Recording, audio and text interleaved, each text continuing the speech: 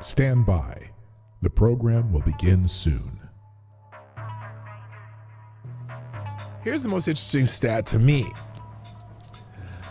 Kamala Harris did not flip a single county in the entire country. Kamala Harris did not flip a single county in the entire country. That's the wild one. And Donald Trump did better in every demographic, did better in every state except for, I think, the one district in Nebraska that they split, and in the state of Washington.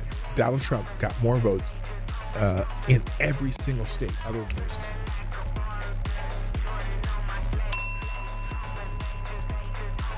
I can imagine what can be and be unburdened by what has been. You know? What can be unburdened by what has been. What can be unburdened by what has been. What can be unburdened by what has been. What can be unburdened by what has been. What we can see, what we believe can be unburdened by what can be.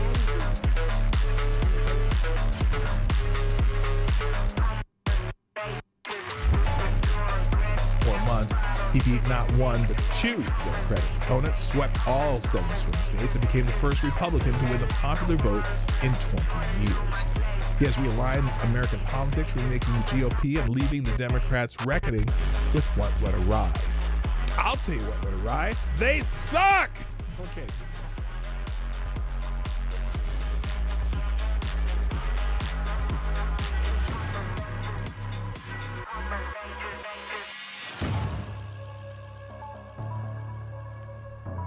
Did you know that since 1977, Congress has only passed the budget on time 4 times?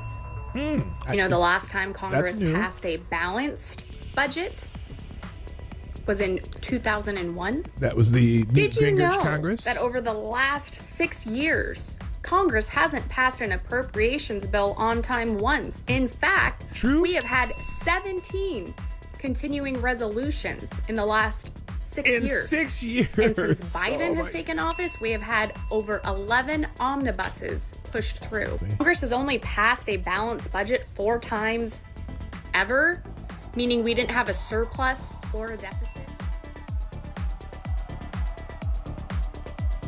The mainstream has become fringe, and the fringe has become mainstream. There are platforms, there are people out there that are getting 14 million streams, and we're on cable news getting 1 or 2 million. And so there's not on CNN. the whole world out there. Kellyanne Conway, I hate to agree with her, but I do a lot of times. Donald Trump understood that meaning. Stand by. The program will begin soon. Ladies and gentlemen, it's Friday Q&A, and let's, the first question today is from our friend, Avocados Diabli, who says, have you ever woke up half naked except for a pair of lace panties, a Foot Locker's employee's ref jersey, and a Pirate's eye patch stuck in the slide of a children's playground? AD? I'm becoming concerned. I'm becoming concerned. I would love to hear that story, though. Just out of curiosity, not, I guess, well, I don't know if I really want to hear that story, but yeah. No, I haven't. Very discouraged to see many influencers turning on some of our biggest fighters in Congress. Instead of going after the 38 who stand on principle and not raise the debt ceiling, but also didn't support the continuing resolution, why are they going after the people like Republican Congressman Greg Murphy, North Carolina 3, who was for the original continuing resolution? Or why not just go after the Democrats who are responsible for this entire mess? Why eat our own strong conservatives, especially over something like the debt ceiling, when no one really wants it raised in the long run? Even if the 38 had voted yes on the American Relief Act, it still wouldn't have passed. So what is the end goal here? To get rid of strong conservatives because we don't 100% agree all the time?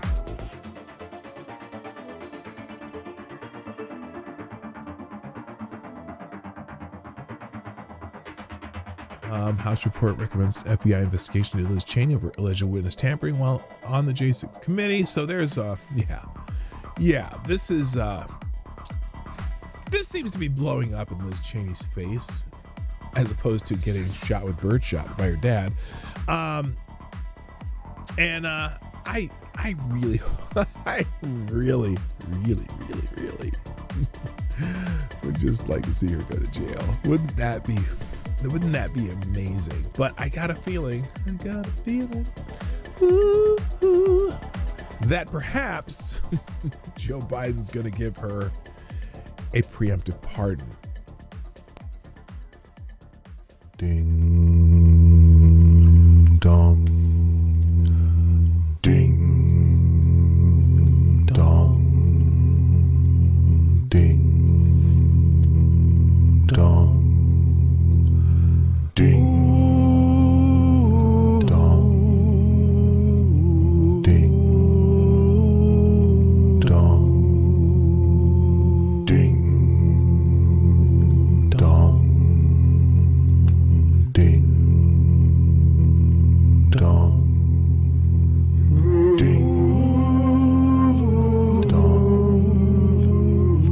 Ding dong. Ding dong. Ding dong.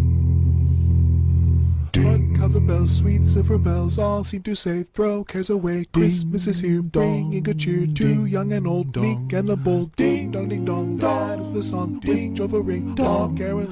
One seems to hear words of good cheer from everywhere, filling the air. Oh, how they pound, raising the sound. All hail and dear, telling their tales. Gaily they ring, while people sing songs of good cheer. Christmas is here. Merry, merry, merry, merry Christmas.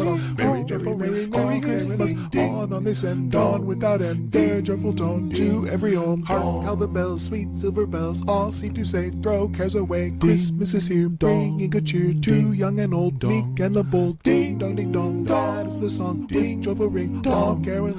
One seems to hear words of good cheer from everywhere, filling the air. Oh, how they pound, raising the sound. All hail and dear, telling their tone. Gaily they ring, while people sing songs of good cheer. Christmas is here. Merry, merry, merry, merry Christmas. Merry, joyful, merry, merry Christmas. On they send, on without end, their joyful tone to every home. On they send, on without end, their joyful tone to every home. Ding dong, ding dong, dong.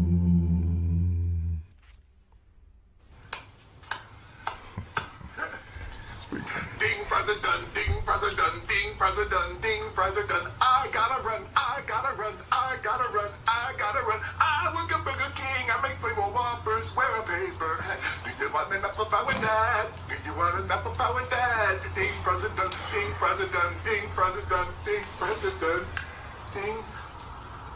Fries are done.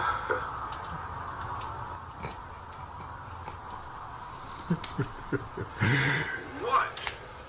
Look, I'm standing out here in the cold. You guys are all inside. I'm out here freezing my, you know what, off. Really? Alright.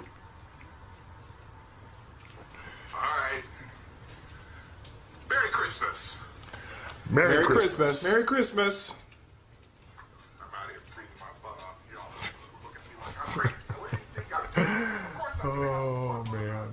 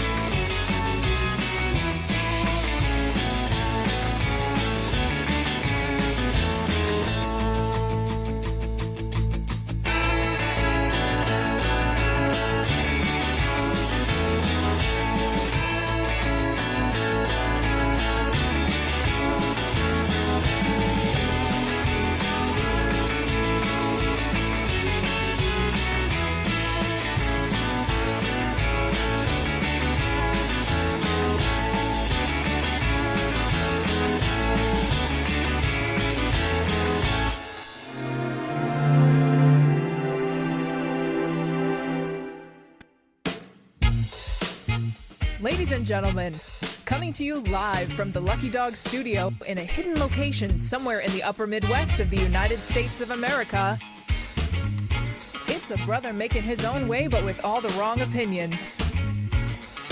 Welcome to the Morning Night Live with your host, the one and only Dawg Knight.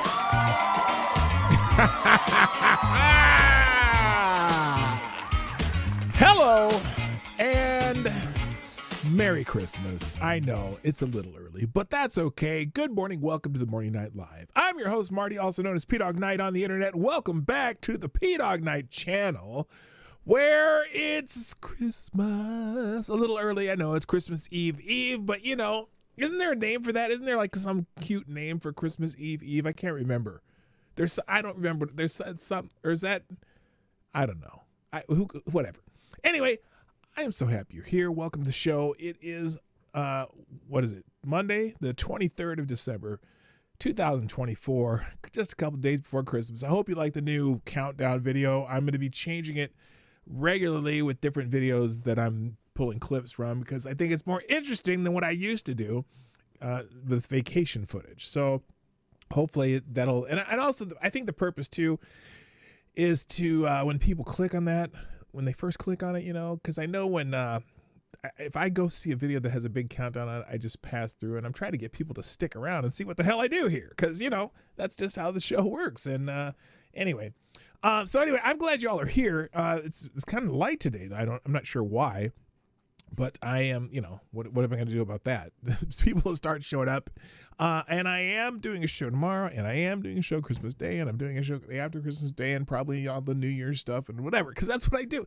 I try to work every day to keep you informed on what's going on. So anyway, let's wait. There is a name. December 23rd is Broke Ass Day. Oh, it's the festival of, well, also isn't the 23rd the first day of Festivus? Like, you know, the holiday they made up on Seinfeld that Rand Paul celebrates every year. Something like that. Anyway, so let's get into the show. Tibbs Eve, some call it. I've never heard of that one either. Okay, there's some names for it, I guess. I really like the news clip part of the intro. Well done. Not a Carol's fan. Well, it's not just a Carol. It's me showing you how freaking talented I am. So you just, come on, man. You know what? Come on, man. I can't believe you just said that. It's not about the Carol. It's about me. All about me. So deal with it. Anyway, so let's do our thing, say hi to everybody, and get this thing going. Why is that covering up Avocados Diablo? That's weird. Anyway, by the way, if you haven't shared the stream yet, or at least gone over and said, let's go, on the timeline over on X, the app formerly known as Twitter, why don't you do that right now, just while I'm babbling away, and then you can come back to the show and do whatever you do. Also, if you want to sponsor the show, I think that it looks like Johnny Boomer Tech's working today. I see. At least there's one thing up there. So eventually we'll pin that up there too. So, and look, when you see my counterparts, the other three Martys, singing with me, come on, man. That's awesome shit. All right. Marty Francis needs to be fired. He ruined the song. No, that was the best part. Anyway. All right. Let's say hi to everybody and get this thing going. First in the chat, of course, is Mr. Avocados Diablo, who gets the bell. For a while, I was concerned that it was just going to be me and AD. It was kind of disconcerting that no one was showing up, but you know, the notifications take some time to go out. Also in the chat today is Mr. Tyre Alexander Leskirch. Oh, stop. Hit the button. Stop. Whoops. There we go. I forgot to stop it. Also, good morning to Lord Stanhope's in the house. Vader 35, Mike Savage, Blarg, Jesse Leon is here. Good morning. Also, I said Lord Stanhope. Johnny Boomer Tech, of course, my faithful sidekick over there. Also, good morning to Roasted Opinions. Nice to have you. Also, Willie don't like carols, and I don't know what's wrong with him, but who knows what to rhyme with that. Something about bone marrow. I don't know. Also, good morning to who else is here? On the honorable mentions favorite Canadian list, Mr. Special Can Acid. Jaeger Pony, my favorite Canadian. Tyler Davis. Now, you've been here before. It's been a while, though, right? Am I correct when I say that, or is this someone who changed their name? No, I don't know. Also, good morning to, is anybody else here? Rodline, what's up? Boneheaded Dumbasses in the house. Attack Alpaca. JB with a new Avi. And that looks like the gist of it so far. Did I miss anybody? I'm scrolling just to make sure I didn't. Okay, looks good. Looks good. That's a good start. 19 people in the chat. 11 likes. That's a pretty good ratio for this time of the show. But, if you haven't hit that little like button yet, what the hell are you waiting for? You might as well just do it now. Let's get, before you forget. I don't want you to forget to do that. So, lots of stuff going on in the world today. I'm here every once in a while. Yeah, no, I know I've seen your name before. I just, it's nice to have you here on a live show. That's awesome. So there you go. So let's get into the news, because I got a lot. Well, I don't have a lot of articles open, but I have a lot of stuff to talk about. So, wait a minute. Kay's in the house. How you doing, Kay? Also, Kay, with that Hamilton in the tip jar saying, I'm sponsored the stream today. That is awesome. And that makes you the new Streamlabs Superstar sponsor of the day. Over on Streamlabs, with you, the highest donor of the day is the Streamlabs Superstar sponsor of the day. And you dropped a Hamilton in. That's strong. That's a strong start. So there we go. Thank you, Kay. Nice to have you here. Okay, where are we at? Let's go. I got it. Am I missing anybody? Hi, Kay. There, Kay's waving. Hi, Kay. I see you waving in the chat. All right, let's see. What do we start with today? By the way, the amount of shamelessness by a certain political party after the passing of the stupid bill for continuing the government, which you knew they were going to do it. It's there's nothing new. They do another continuing resolution. Let's see what happens in 3 months if they try to put some standalone bills together. We'll talk about that later because that's the main topic today. But and also good morning, Jethro Hederer. Nice to see you. Call Nick when you can. Yeah, I'm gonna try to call Nick today. Thank you for reminding me. I gotta figure out what's going on there. All right.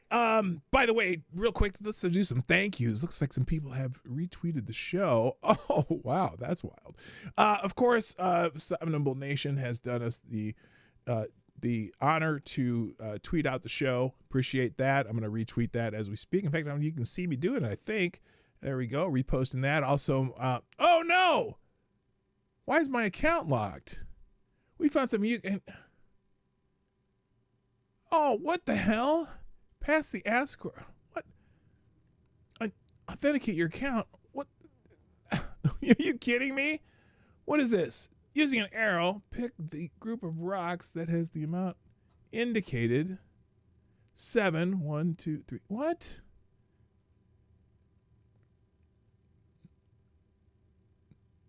I am trying to figure this out.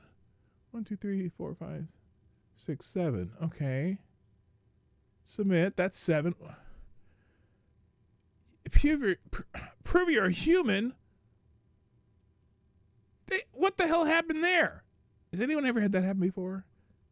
Fuck the continuing resolution. Shut down the fucking government. Yeah, I hear you. Now, that was wild. So anyway, go back to my notifications here because I wanted to thank some people for tweeting the show out. Thank you, Somno Malaysian Tyler F. And then we got one Let's Go. Hello, can we get a let's go on the tweet of the day? The link's right up there at the top. Wait, if you shared the stream today, click that link and what does it say? Click the link and reply let's go with a proper GIF, or whatever the hell you call those things. It's Evil Clone Marty. Yeah, I don't know. Anyway, thank you, Somnable Nation, for completing the assignment. I appreciate it. All right. Okay. Enough of that shit. Let's move on. Things in the news.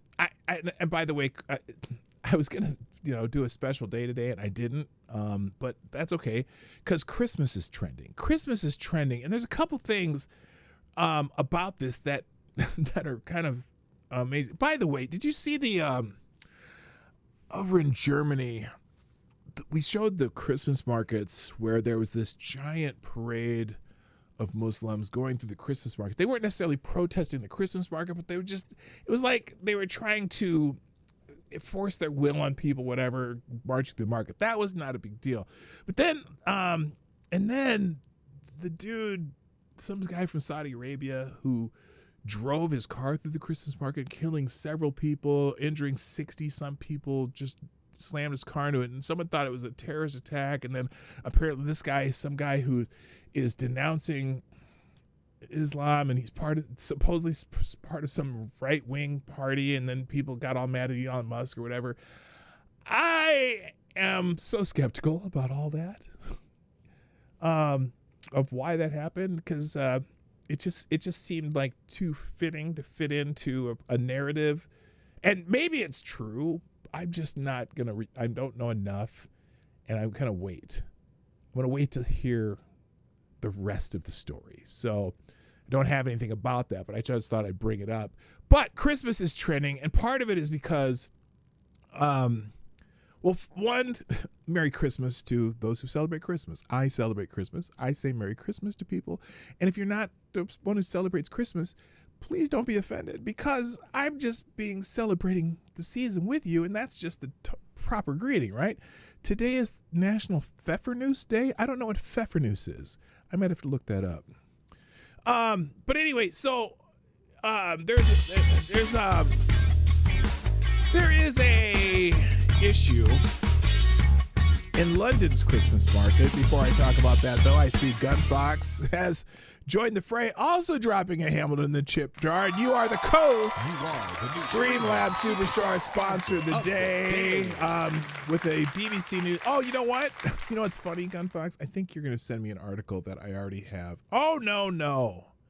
No, this is a different one. So he's hijacking the stream. I have a couple other articles from the Discord today that you put up, but I'll put this one over in the list too, to be early done in the show. So we'll get to that. Thank you, Gunfox, for dropping a Hamilton and a Merry Christmas. How prepared to lose your mind. Backup link on Twitter. Let's go. Yeah, I will. Okay, this is not the one I did already, but I'm going to make sure that I can, I'm going to put it, oh God, I hate this one more step shit they do now. You have to verify yourself on all these damn cars. Okay, that's a car, those are cars, that's a car, that's a car, that's a car. And, okay, those are all the cars. Let's see if it works. Yes, it worked. Okay. All right. Oh, that's interesting. The title that you gave me, They changed the title of the article. That's a fascinating. Okay, that's interesting. Hi, Dom O'Leary, by the way. Black Hebrew Israelites in the house. That's right. Great to see you guys. Welcome back. Welcome back. Welcome back. Remember how Undoomed used to say that? Welcome back. That's about all I got for Undoomed voice. All right. So anyway, I was talking about Christmas, and this is fascinating. So in London, London's largest Christmas market has been renamed to a winter market to avoid offending other cultures. Multicultural society is impossible, so your own culture is now under attack. Wake up. That's the person who wrote this. This is, I don't understand this. I guarantee you, well, we're going to see this report. I guarantee you that, for example, let me take the city of Minneapolis. Okay, I'm going to take the city of Minneapolis, right near where I live. I'm very close to the city of Minneapolis. And I haven't seen it yet because I don't spend any time in Minneapolis. I stay away from Minneapolis as much as I can, unless I'm going to go, see one of my favorite bands or something. And my guess is this would be something they would do in Minneapolis. If they have a Christmas market or a Christmas parade or whatever, they would rename it because it would offend people of other cultures. But at the same time, in the city of Minneapolis, they have now begun playing the Muslim call to prayer 5 times a day on loudspeakers around the city. Not the whole city, but whatever. They have approved the Muslim call to prayer 5 times a day. So if you're gonna cancel the culture that's already there because the new culture's coming in and you might offend them, why would you want to offend the cultures that are already there? Can't figure it out. But anyway, let's watch this report about the word Christmas being canceled. Oh, I hate the music already. So we've just come down to what is described as London's biggest Christmas market. The only problem is they've called it, if you follow me. Is that really loud? They've called it a winter come together. A winter? So my challenge now is to find anywhere in this.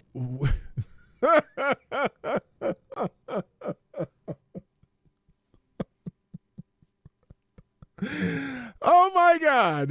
The thought that came to mind when he said that, I was thinking like, you know, copulation in a ski lift or something like that. Oh. It's now known as a winter come together. Oh, yeah.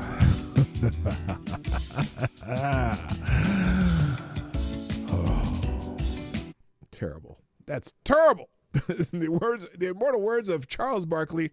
Oh, it's terrible. This market that says the word Christmas, maybe the word Jesus, any indication that this is indeed a religious holiday in the UK. We've got winter warmers. Winter warmers. Winter yes. warmers at the winter market. Is this a Christmas market? It's a winter market. A winter market. What's the difference? Something to do with religion. They can't say Christmas, but So they can't say Christmas. That's terrible. That's terrible. Really quick, hello and welcome, JB, and also thank you for dropping a deuce in the tip jar via YouTube Super Chat. It says, do what I say or I'll throw acid in your face. Yeah, yes. Thank you for sponsoring the show. Also, thank you, Kay, for dropping a 5-spot through Super Chat saying, have a great day, everyone. I have to go save the state. I hear you, Kay. Thank you very much dropping another 5 by YouTube Super Chat. I appreciate you so much. Anyway, let's see what else goes on here. apparently the stall traders here have been told they can't say the word they Christmas. can't say the word Christmas. Happy Christmas or happy holidays? Both. Why both? It's Christmas, isn't it? It's Christmas, yeah. Why would you say happy Christmas? holidays? Which scenario? Because not everybody celebrates Christmas. Happy holidays or happy Christmas? Oh, happy Christmas. Absolutely Yes! happy Christmas. Yes! Whoa, hang on a minute. Christmas? You'd offend people saying that. I know. Happy holidays? Be Happy Christmas. offended. Winter I market? don't care. Look, Christmas here's market. the thing. When other people have holidays that are not my holidays, I will tell them, hey, happy whatever your holiday is. Like, enjoy the great days of Eid or happy Hanukkah or good Rosh Hashanah or, happy Festivus for those who celebrate Festivus. It's like, just because I'm celebrating my holiday doesn't mean that you should be offended by my holiday. If it's not your holiday, just say, well, thanks. I know that you're just doing that in good cheer, so to speak. I don't understand people who follow along with that shit. Okay. This is the first sign of Christmas I've seen in this market. Oh, good man, look at that. Oh, and a Jameson He's in the spirit. sweater. That's nice. So what have you got here? You've got mulled gin.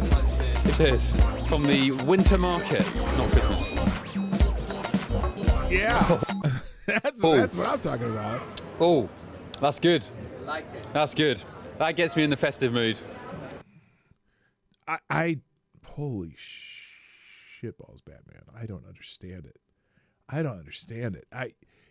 I'm sorry. Be offended. Or don't be offended. Or just don't participate if you're offended. I don't understand this shit. Thank you, Avocados Diablo, dropping a small bullet in the tip jar via YouTube, or via, via Streamlabs. Who says, well, next year they will move the date and rename it the Ramadan market. Yeah, yeah, you're probably right. Well, especially in London, because London's kind of been overtaken by the the brethren of the Mulla variety. I don't know. It's that there'll be a whole new name for molds. What did he say? Mulled cider he had there. He was getting from that guy. It'll be something, the Mulla cider or something. Good morning, Nomad. Stop. Hammer time. Nice to have you in the chat. Welcome. So anyway, there you go. That's one of the reasons Christmas is trending. This might take me up the whole damn show. This is as fast as the way I'm going here. Other people said, how could I not have? Oh, this is Robbie Starbuck. How could I not have a Merry Christmas? If society convinced you that you should waste your life on only selfish pursuits instead of having kids, you've been lied to. This is the true meaning of life. Oh, Robbie Starbuck has a baby. Hotep Strong Dad says, we celebrate Kwanzaa. My mother celebrates Christmas. Every Christmas, we would go to her house and gather around her fireplace with our daughter. We moved this year, so Mom has come to us to make her feel at home. My wife made a fake fireplace from cardboard boxes. That is so cool. That is so cool. Hello, Darren Root. That is awesome. And by the way, there will be no disparaging Kwanzaa this year. I don't celebrate Kwanzaa, but I don't care if people do. Yes, it's a made-up holiday, but it's been a one for a long time, and a lot of people like the idea of it. And most people who celebrate Kwanzaa also celebrate Christmas. It's not in place of Christmas. It's just it's a African American celebration. It's not necessarily a religious holiday. It's just one of those things. Okay, so don't bash Kwanzaa this year. I've come to that conclusion in my own life where it's like, you know what? If people want to have something, and again, it's not even an African holiday. It's an African American holiday made up by a man who thought that they would come up with something that African American could celebrate. Great. Fine. Good. All right. I won. What do you mean you won? Won what? What did you win? I don't even know. Anyway, I said Darren Root, right? Hi, Darren Root. I'm pretty sure I said it, but I'm going to say it again because that's how I am. Anyway, that is cool. They made a fireplace for Mom, who celebrates Christmas, and they enjoy it too. That is so cute. All right, enough about Christmas. Let's move on to the next trending holiday that just happens to be happening right now. Today is the first day of Festivus. Yes, it is. And generally, Rand Paul, the senator from Kentucky, has his yearly day of Festivus. So if you're not following Rand Paul, I think I might here. I'm going to actually, let's do this. I want to put him out here separately as a separate tweet because I'm pretty sure this will be the thread today. And there I'm celebrating Festivus with Rand Paul. If you watch his X feed today, he will be putting out his list of grievances, mostly budgetarial grievances. I don't even know if budgetarial is a word, but I'm using it today improperly and informally because he will be talking about the worst things that we spend money on in the United States government. Always a great thread. And believe me, he finds all the crap that we spend money on in the United States of America that we probably don't need to. All right. Now let's move on. We got, let's see. I think I've got a couple. Oh, by the way, in fact, here's an article in the American Conservative talking about the Paul Festivus report, a great start for DOGE, which is the Department of Governmental Efficiency. So here it is. But before I get into it, thank you again, Gunfox61. Now you are the lone Streamlabs Superstar sponsor of the day. Thank you very much. Dropping another Hamilton in the tip jar. Minnesota light news, because Minnesota is Canada light. Okay, we'll here. Let me do this. I'm gonna open that article and have it ready. What is this one? Oh. Yeah, we know. Okay, good. That's a good one, too. I didn't really bring up that one today, so we'll get to that one, too. All right, we might not ever get to the regular show because Gunfox is hijacking the entire damn thing, but that's okay because he's got some good stuff going here. All right, let's get back to the American Conservative talking about Paul's Festivus list. For many years, Senator Rand Paul has published his annual Festivus report on December 23rd, a fictional humorous holiday imagined by the popular 1990s television series Seinfeld, on which Celebrants share their airing of grievances. For Paul, those grievances are absolutely asinine things the federal government spends dollars on, and there are many.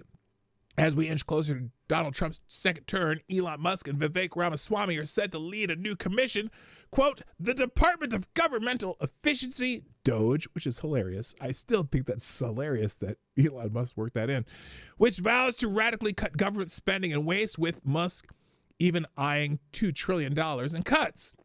Paul has said he's been consulting weekly with DOGE, using his Festivus report as a place to start for the agency to start when Paul, Musk, Ramaswamy, and others banded together last week to kill the original 1,500-page plus pork-laden spending bill backed by Republican House Speaker Mike Johnson.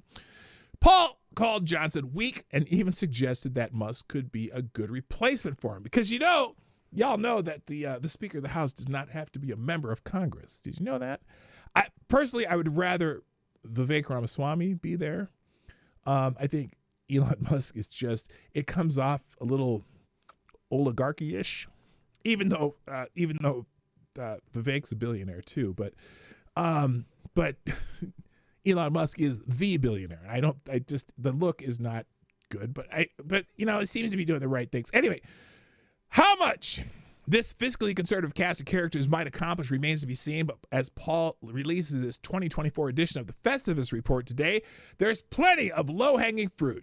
Paul's 41-page list of stupid spending includes items like the Department of the Interior spending $12 million on a Las Vegas pickleball complex. What? This is gonna piss me off. On a Las Vegas pickleball complex, and the State Department giving away $4,840,000. Oh, wait a minute. I'm sorry. Let me get this right. $4,840,082 to Ukrainian influencers like TikTok people and shit. Or take this item. The Department of Health and Human Services awarded a $2 million grant to study kids looking at Facebook ads about food. And it gets dumber. How about the National Endowment for the Arts spending $365,000 to promote circuses in city parks? The Department of State spent $3 million for girl-centered climate action in Brazil. Oh my God. Oh, the Department of State allocated $32,596.12 for breakdancing. Well, clearly they didn't spend that in Australia. There's plenty more spending on things like things this absurd, but I'm not going to repeat the entire report here. You get the general picture. Okay, so anyway, that's what Rand Paul's going to be doing today. I hope he puts publishes the report like in PDF form, and then we'll go through some of it. The 2024 version of the Festivus report later this week or whenever it comes out. So apparently he's going to be putting some of his top choices in the X thread today. Moving on, this one's from Gunfox 61. Although I saw this, obviously we saw this over the weekend. Apparently the United States has shot down one of its own fighter jets. A U.S. Super Hornet shot down over the Red Sea in friendly fire incident. Aviators are safe, though, apparently ejected properly. And it's been updated with information on the timing of the incident. So 2 U.S. Navy aviators are saved after their 2-seat FA-18F Super Hornet was shot down by an American ship by mistake, according to a late Saturday statement from the U.S. Central Command. The Super Hornet, assigned to aircraft carrier USS Harry Truman, was flying over the Red Sea when a guided missile cruiser USS Gettysburg fired upon it, according to the CENTCOM statement. Both pilots were safely recovered. Initial assessments indicate that one of the crew members sustained minor injuries, reads a statement from CENTCOM. The incident was not the result of hostile fire, and a full investigation is underway. Honestly,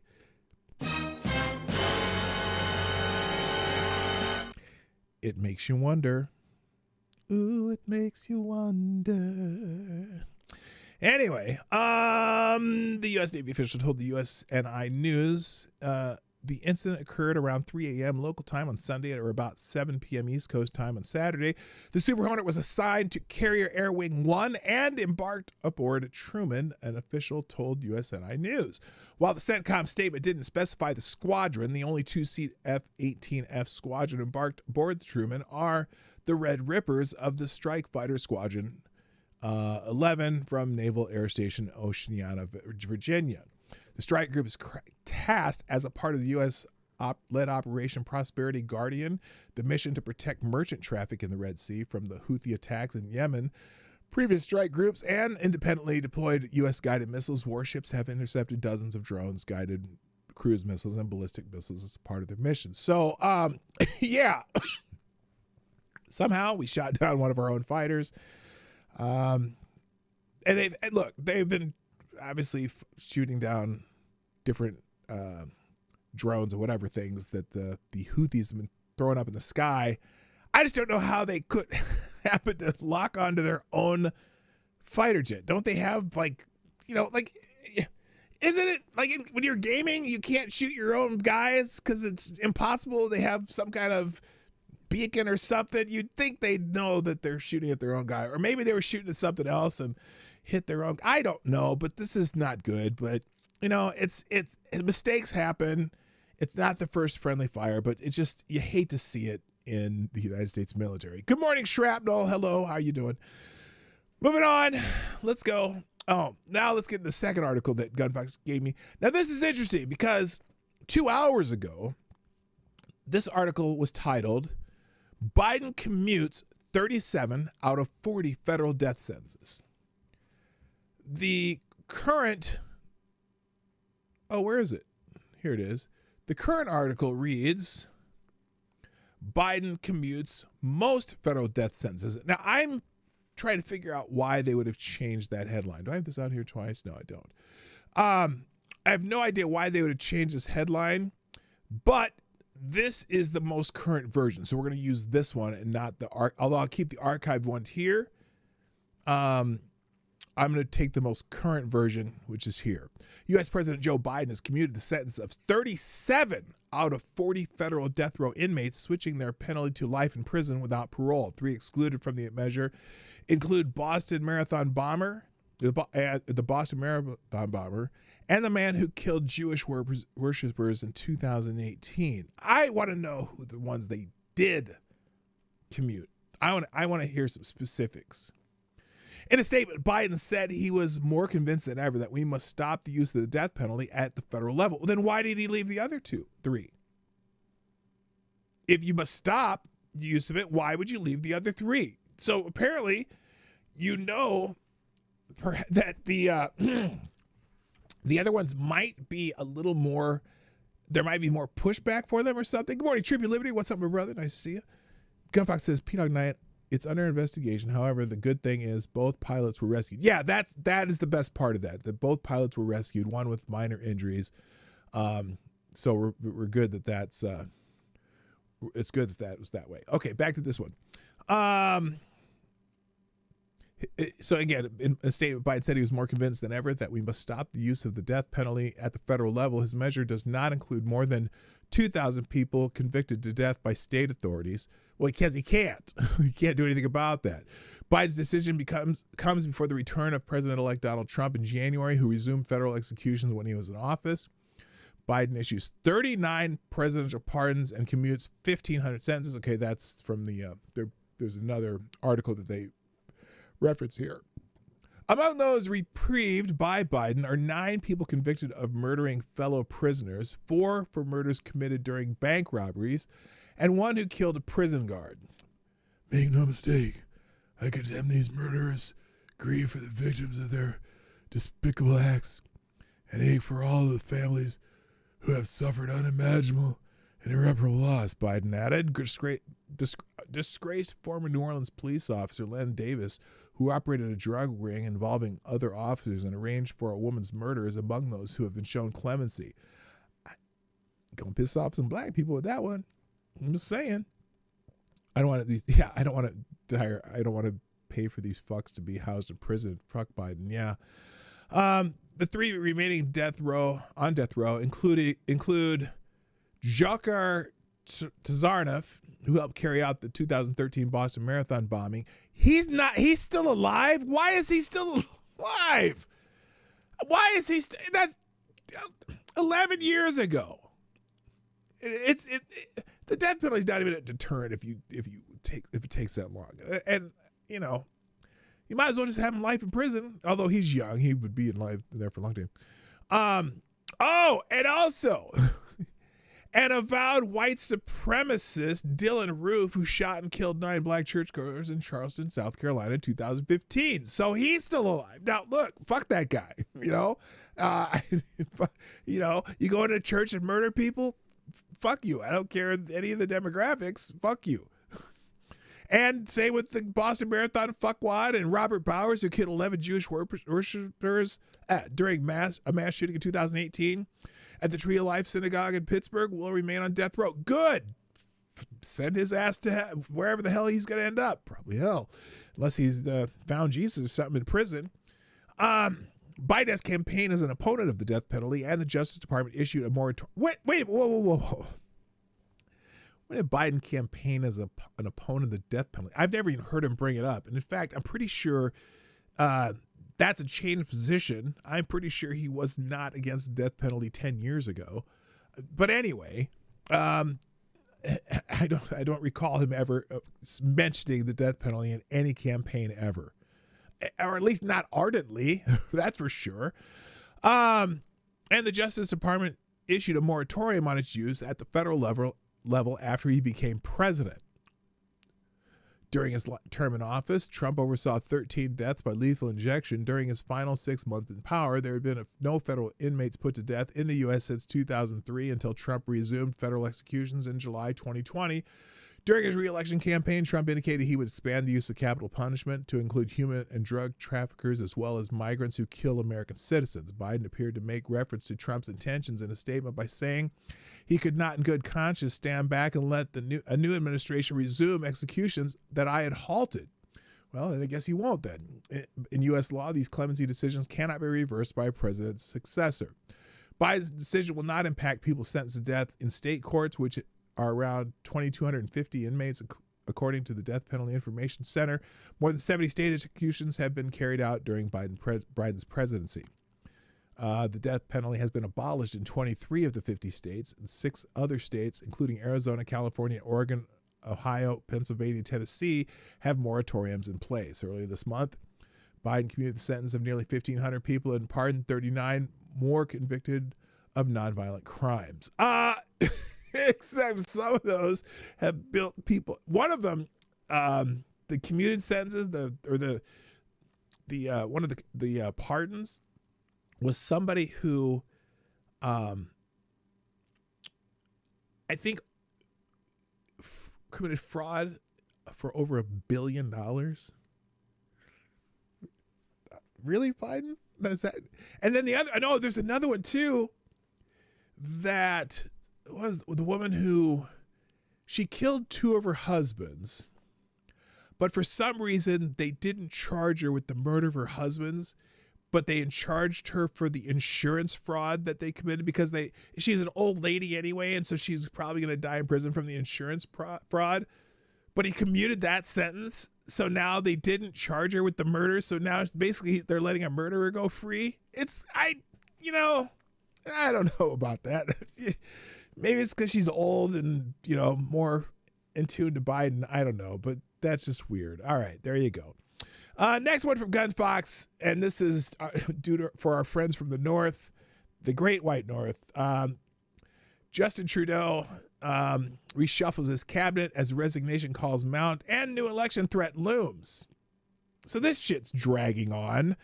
Canadian Prime Minister Justin Trudeau's chances of staying in power have become more tenuous after the opposition party that backed his government for years announced it will vote no confidence in the government when Parliament resumes. And in battle, Trudeau reshuffled his cabinet. It's like reshuffling the chairs on the deck chairs on the Titanic on Friday. But whether he will step aside in the coming days or weeks remains an open question. Trudeau did not address his future or take questions after he left the meeting with his new cabinet. But Trudeau said his government is preparing for Donald Trump and is threat to impose 25% tariffs on all Canadian products. In exactly 1 month, the new president will be inaugurated, and we are preparing Canada to face that, Trudeau said in his first remarks to reporters since his finance minister quit. Whatever the U.S. administration may do, that is our priority. And that is why we're working on, and we have a lot of work to do. Okay, Canadians, how's my Justin Trudeau imitation? Is that pretty good? For me, except I don't have the Canadian accent. But anyway, whatever the U.S. administration may do, there's a blah, blah, blah, blah. But Trudeau is facing rising discontent over his leadership, and the abrupt departure of his finance minister on Monday could be something he can't recover from. The prime minister has simply asked for some time to reflect on his own future, said David McGuinty, the new public safety minister. Turn that off. Paul Dindayan, the official languages minister, said Trudeau told us he had a different choice to make. More lisp? Okay, I need more lisp? Okay, well, I'll try to do that better next time. By the way, Canadians, my Canadian friends, what the fuck is the official languages minister? Is that because you have both French and English in different parts of the land, or what? Are there any Inuit language minister? What is that? Anyway, the political upheaval comes at a difficult moment for, Canada.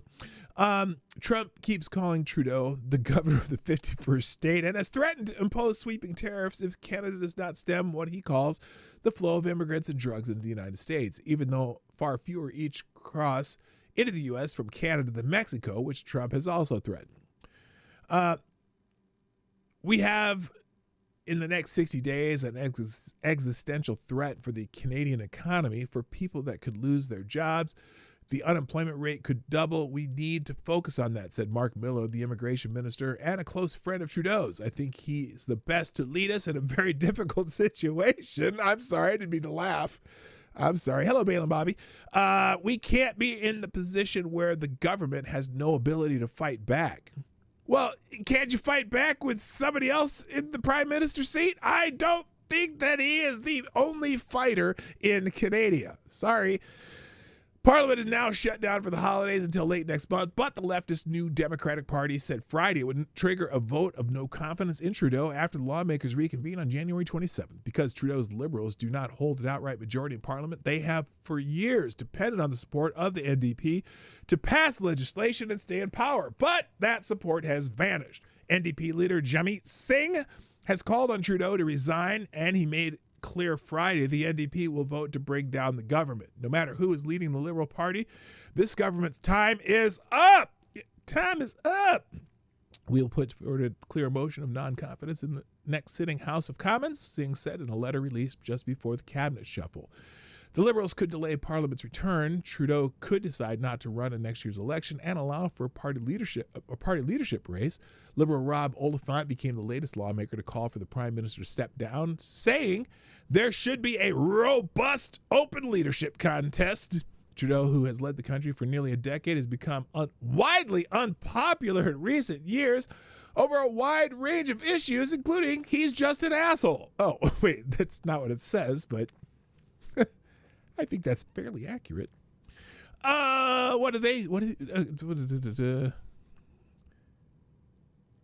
was I? I was trying to be funny and it didn't kind of mess me up. Over a wide range of issues, including the high cost of living and rising inflation. There is no mechanism for Trudeau's party to force him out in the short term. He could say he will step aside when a new party leader is chosen, or his Liberal Party could be forced from power by a no-confidence vote in Parliament that would trigger an election that would very likely favor the opposing Conservative Party. Opposition Conservative leader Pierre Poilievre said Canada. I was going to say Canada again, but I should stop. Needs an immediate election and requires a prime minister who can face Trump from a position of strength. We cannot have a chaotic clown show running our government into the ground, he said. Concerns about Trudeau's leadership were exacerbated Monday when Chrystia Freeland, Trudeau's finance minister and deputy prime minister, resigned from the cabinet. Freeland was highly critical of Trudeau's handling of the economy in the face of steep tariffs threatened by Trump. So there you go. Look. There's more, but there's only one more paragraph. I read too far. Canada should stay Canada. Wouldn't mind having the land, but the people are not starter. Oh, damn! Shots fired! Damn!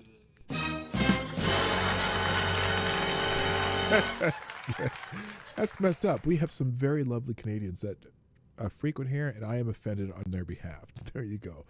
All right, so there you go. That's one of, and then I got one more Gunfox article that from the Discord server today.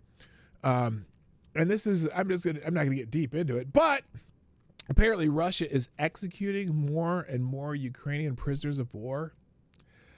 This is getting fucked up. Vitaly Shevchenko wrote this article. BBC monitoring Russian editor. Ukrainian sniper Oleksandr Mativsky was captured by Russians in the first year of the full-scale invasion. Later, a video emerged showing him smoking his last cigarette in a forest, apparently next to the grave he had been forced to dig. Glory to Ukraine, he says to his captors. A moment later, shot ring out and he falls dead. His execution is one of many. In October this year, 9 captured Ukrainian soldiers were reportedly shot dead by Russian forces in the Kursk region. Ukrainian prosecutors are investigating the case, including a photo showing half-naked bodies lying on the ground. This photo was enough for one of the victims, drone operator Ruslan Hulabensko, to be identified by his parents. I recognize him by his underwear, his distraught mother told local broadcaster Susplyan Chiryanev. I bought it for him before a trip to the sea. I also knew that his shoulder had been shot through. You could see that in the picture. A list of executions going on. Ukrainian prosecutors are investigating reports of beheadings and a sword being used to kill Ukrainian soldiers with his hands tied behind his back. In another instance, a video showed 16 Ukrainian soldiers apparently being lined up and then mowed down with automatic gunfire after emerging from the woods to surrender. Some of the executions were filmed by Russian forces themselves, while others were observed by Ukrainian drones hovering above. The killings captured on video usually take place in the woods or fields lacking distinctive features, which make confirming their exact locations difficult. BBC Verify, however, has been able to confirm in several cases, such as one beheading, that the victims wear Ukrainian uniforms and that the videos are recent. This is kind of fucked up. Never get why they dig their own graves. What will they do if you don't? Yeah, I'm sure. At least they aren't using frozen corpses as a bed for. Oh my God, I shouldn't even have read that AD. The Ukrainian Prosecution Service says that at least 147 Ukrainian prisoners of war have been executed by Russian forces since the start of the full-scale invasion, 127 of them this year. The upward trend is very clear, very obvious, says Yuri Belousov. I'm going to butcher the names because I don't speak either of these languages. The head of the War Department and the Ukrainian Prosecutor's General Office. Executions became systemic from November last year and have continued throughout all of this year. Sadly, their number has been particularly on the rise this summer and autumn. This tells that they are not isolated cases. They are happening across vast areas, and they have clear signs of being part of a policy. There is evidence that instructions to this effect are being issued. International humanitarian law, particularly the Geneva Convention, the Third Geneva Convention, offers protection to prisoners of war, and executing them is a war crime. So now,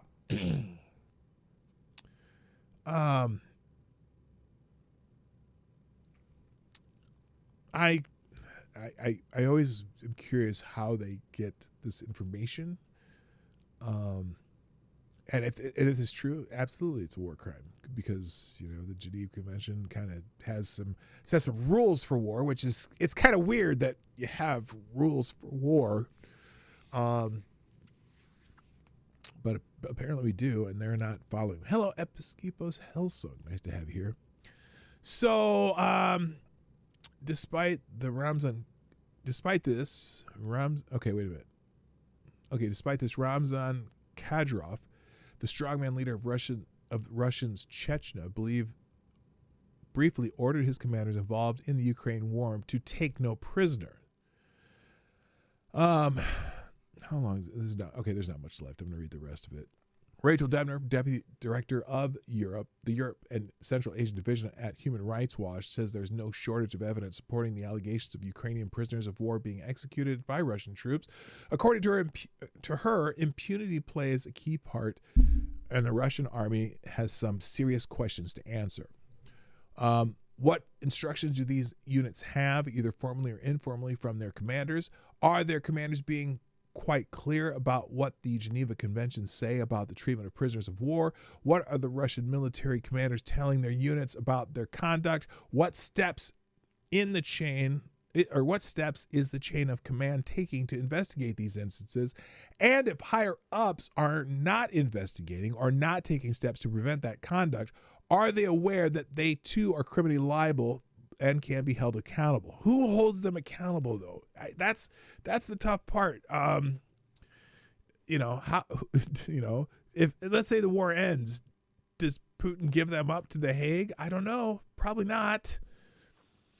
Anyway, so far there has been nothing to suggest that Russia is formally investigating claims that its forces have been executing Ukrainian prisoners of war. Even mentioning similar allegations is punishable by lengthy prison sentences in Russia.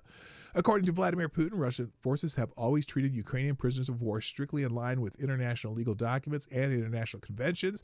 Ukrainian forces have also been accused of executing Russian prisoners of war, but the number of such claims has been much smaller. So, it goes both ways. Yuri Belousov says that the Ukrainian prosecution service treats such accusations very seriously and is investigating them, but so far none has been charged. So, interesting. War sucks, and it'd be just great if they just end that shit. There's my 2 cents. But this is not good. If it's true, it's terrible. It's terrible. Just like Charles Barkley would say, terrible. Hello, Selected Boy. Welcome to the show. Yeah, boy. All right, moving on. I got to get through a lot really fast. Let's just do some highlights. You can read the articles yourself, and then we'll get to the main topic. In New York City, a Guatemalan migrant has been arrested for setting a sleeping New York City subway rider on fire, watching her burn to death.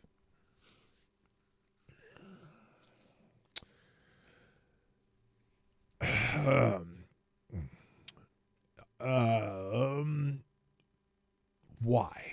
What the fuck? There's my reaction. What the fuck? A Guatemalan migrant has been arrested for allegedly lighting a sleeping subway rider on fire in Brooklyn on Sunday morning, then watching as his innocent victim burned to death in what the police commissioner called one of the most depraved crimes one person could possibly commit. The savage killing, which happened about 7:30 a.m. on a idling F train at the Coney Island Stillwell Station, shocked commuters. Really? It shocked commuters, huh? Yeah. I'd be shocked if I'm on the subway and I look over and some human being is on fire. Yeah, no shit. MTA workers and it shocked the MTA workers and NYPD Commissioner Jessica Tisch, who said Sunday that the heinous crime took the life of an innocent New Yorker. Hello, Ms. Wild Wolf. Welcome back. Welcome back. I'm gonna work on my undoomed voice. Holy shit. As the train pulled into the station, the suspect calmly walked up to the victim, who was in a seated position at the end of the subway car, and used what some believed to be a lighter to ignite the victim's clothing, which became fully engulfed in a matter of seconds. Was there an accelerant? How did you light someone's clothes on fire with a lighter? Patrolling cops smelled and saw the smoke, then followed it to the flame-covered woman, the commissioner said. They extinguished the blaze, but the victim died at the scene. Officials said the 33-year-old suspect came to the U.S. in 2018 from Guatemala. He was detained by Border Patrol agents in Arizona in June of that year. Sources said his legal status wasn't immediately clear Sunday night. Yeah. I bet he's got... well, here's what you can figure out. I bet he has a cell phone, a smartphone, because, they give him those smartphones. And he's in New York City. He's probably got bus there, or flown there by the U.S. government. He received a transit summons in May 2023, but his criminal record in New York City was largely clean. Otherwise, sources said he was living at a shelter on Randall's Island at the time of the infraction. Horrifying video obtained by the Post showed the suspect calmly looking on as flames consumed the still unidentified woman who stood inside an open subway car door. What the fuck? So there's video of it. I'm not even going to pretend to show that. There's also an article here in the American Thinker about this. No Daniel Pennies. Migrant sends woman on fire in New York subway as cops bumble. Government. And then by the way, so that part, the guy set the lady on fire. That's the shot. Here's the chaser. Apparently, Governor Kathy Hochul, on the same day, maybe not knowing about this incident yet, posted this on X, the app formerly known as Twitter. In March, I took action to make our subways safer for the millions of people who take the trains every day. Since deploying the National Guard to support NYPD and MTA safety efforts and adding cameras to all subways, crime is going down and ridership is going up. Well, way to go, Kathy. You are the loser of the day. I just can't. Oh my gosh. By the way, if you want to sponsor the show, I dropped the link to the Streamlabs super chat link in the top of the chat there. Hello, K-Shell. What's up? So, yeah. Good God. A message was sent. Let's see, what's this now? He lit her on fire because he knew he couldn't light her. He lit her on fire because he knew he could light her on fire, and no Daniel Penny would appear to save her. A message was sent with the prosecution of Penny that anyone trying to save people on the subway from psychopaths with fiery murder in their minds would go through the prosecution like he did. And acquitted or not, the horses left the barn. Yeah. It put a damper on people who might try to save people. I don't know. If there was no one around, I don't get it. If there's anyone around to help her, like just wrap a coat around her and put the fire out. I want to know how she went up in flames so fast that it killed her. Like not so fast she couldn't take her jacket off or whatever it was that was starting on fire. There had to be, he must have put some kind of an accelerant on her, like some gas, lighter fluid, something. Because you don't just how do you save someone set on fire? You take your coat off and you wrap it around and you stop, drop, and roll. You make them roll. You do something. You get them on the ground to douse the flames. That's how. But and then I would kick the motherfucker in the teeth who was standing there watching her. That's what I would do. He deserves to have his ass kicked. 80, a time machine. Oh my God. Anyway, wow, that's fucked up. All right. Speaking of dumbasses in New York, apparently the audience at Saturday Night Live, SNL, I guess you call it now. I don't know why they call it SNL. Is it because I don't know. They cheered for the man charged with murdering the United Healthcare CEO. This is getting a little out of hand. Look, I get it. You don't like your health insurance companies, and they're fucked up and they do stupid shit.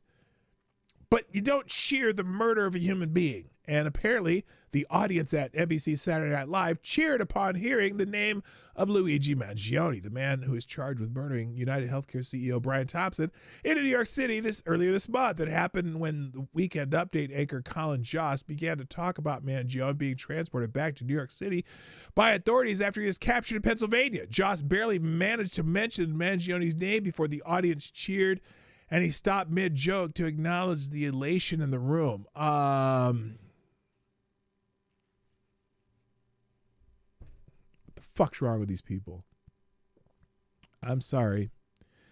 Yeah, definitely woo, Josh quipped, looking around the room and eliciting a round of laughter. You're wooing for justice, right?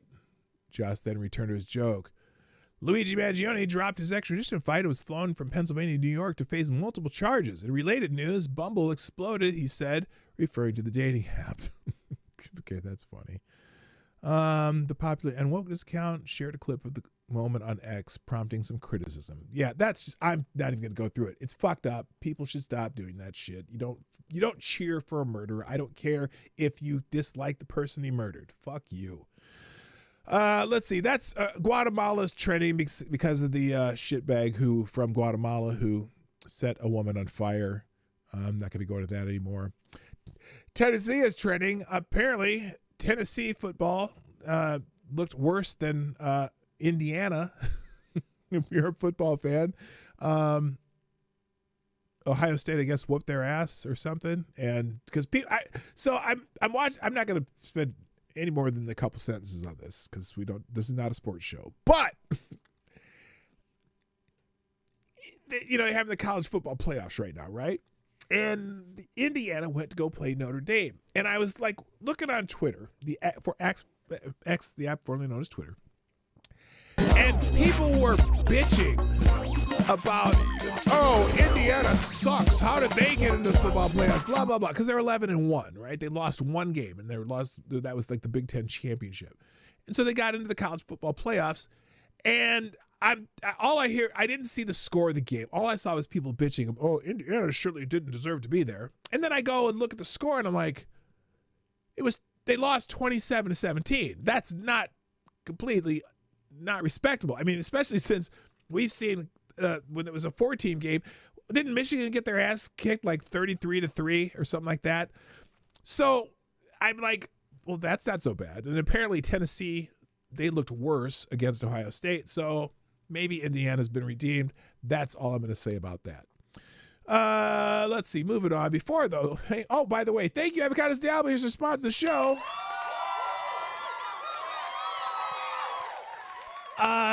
Dropping another small bullet in the tip jar, a.k.a. a $2.23 is a small bullet. Says, not so off-topic question. Who do we shoot if Medicare denies a claim? Oh. Ouch. Ouch, babe. Ouch, babe. Yeah, and Medicare does deny claims. It's so funny that people are bitching about, private insurance that deny things and are a pain in the ass and whatnot. Wait till you have to deal with the VA or Medicare and what they will and will not provide in their coverages So it's funny because there's a lot of people who are saying, well, we should have Medicare for all. I'm like, oh, fuck no. My insurance is way better than Medicare. I don't want Medicare for all. Fuck you. Anyway, thank you, Avocado Stiabi. Appreciate that. Did you hear about the 72-year-old that is charged with $10,000 criminal damage to government property after shooting a drone over his home? No, I did not see that. Do you have a link? Throw it in the chat. You can do that thing. All right, Sean Penn is trending because, anytime a celebrity trends, it's usually because they say something stupid or anti-Trump, one of the two. And Sean Penn has done both. Apparently, Sean Penn has compared Trump supporters to Al-Qaeda, says Trump is bin Laden. And this measly prick is he's 64 years old, dating a 30-year-old. Sean Penn is currently dating Valeria Nikov, 30. This crusty old fuck walks around like he's a goddamn guardian of morals, all while banging chicks young enough to call him fucking grandpa. Well, not necessarily grandpa, but certainly probably younger than his youngest child. So there you go. Thank you, Norpad, whoever said that. But yeah, Sean Penn.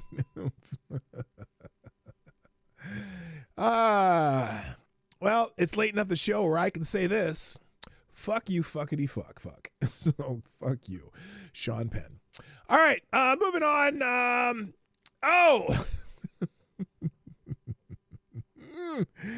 This is a great story. So I noticed this one over, I think Saturday, maybe it was Sunday, I don't know. Apparently there is a congressperson, a member of the House of Representatives, who they say has been missing for 6 months. She just not showed up. She ain't been anywhere. And apparently she's like the former chair of the Appropriations Committee, although she's not the current chair, because they would have noticed if she was gone. Representative Kay Granger, Republican of Texas, who hasn't been seen for 6 months, was found living in a dementia care facility. She's been in office since 1997. She's 81 years old. And so they're screaming for term limits. Now, there is a small problem with this story, okay? Because everyone's like, oh, she's been missing for 6 months. There's been articles. She's missing for 6 months. Kay Granger missing for 6 months. This jack off, this still serving Texas. Oh, wait. Texas state representative, not as Texas state representative for nearly 6 months until a local reporter found her living in a facility for dementia patients. Is she a state representative? No, she's in Congress, right? She's a member of Congress. How exactly did a congresswoman from Texas go missing for 6 months to be found in a memory care facility when Senator Feinstein's daughter invokes a POA and the senator retains her job? How do we not know this congresswoman was even missing for 6 months? Well, there's a reason why we didn't know she was missing for 6 months. Because she wasn't missing. Now, let me find, I even said something about this. Let's see if I put it in my profile here. Let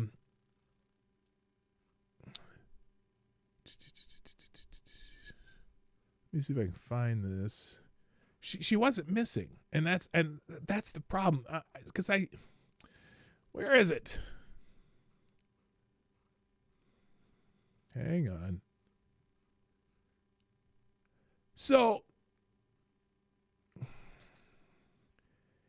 I found this article about her. I'm pretty sure most people in Congress have staff who post their social media, but the picture was from last month. So I don't think she was missing. So here's Kay Granger, honored with portrait unveiling, celebrating historic career in Congress. The first Republican woman to chair the House Appropriations Committee was honored with a portrait unveiling in Washington, commemorating her decade of trailblazing service and leadership. This is dated November 20th, which is not 6 months ago. And there she is with these people being honored. Kay Granger, historic career in the House Appropriations Committee, was honored on Tuesday during a tribute in Washington that included the unveiling of her portrait in the committee chambers. Granger was elected to the House in 1997. It succeeded Pete Jaron, who declined to run for re-election after 4 terms represented Texas District 12. Granger, the first Republican woman elected to the U.S. House of Representatives from Texas, became the first woman from her party to chair the powerful Appropriations Committee. She was the 4th Texan in history to chair the committee, following Joseph Sawyer's, blah, blah, blah, blah, blah. As I reflect on my time in Congress, I am deeply humbled by the faith placed in me by the people of Texas 12 to represent them in Washington and by my colleagues in the House to lead the committee as a chairwoman, Granger said. So wait a minute. If she was honored in the end of November, how could she be missing for 6 months and found in a dementia facility? Now, granted, we do have another dementia patient famous in government who necessarily hasn't been missing, but certainly we don't know who was running his office, so to speak. So how is it that they have all this stuff about her being missing for 6 months? I am curious. Oh, wait, here, that's the wrong one. That's Sean Penn again. I don't know that she was missing, but certainly everybody's talking about her missing. And what the hell? Yeah, missing 6 months. Everyone's talking about her missing and bitching about it. Like this dickhead, Tizzy Ent. Let's see what he says here. Hey everybody, meet Kay Gardner. She is a Republican representative from the state of Texas. She's held office there since the mid-90s. July of this year, end of 90s, she voted on a bill. And then there was a vote that followed that, and she missed that vote. And then there was another vote, and she missed that one, and the next one, and the one after that. There was a really important spending bill coming up, and a local reporter noticed she hasn't voted on anything since July. Is she going to make the vote for the spending bill? So he called her office and got her voicemail. He went down to her office, knocked. No one there, all locked up. Started asking around. No one had seen her for about 6 months. And then one of her constituents... Again, no one had seen her for 6 months, except for in November 19th. What date was this? What's the date? Well, the article's dated November 20th.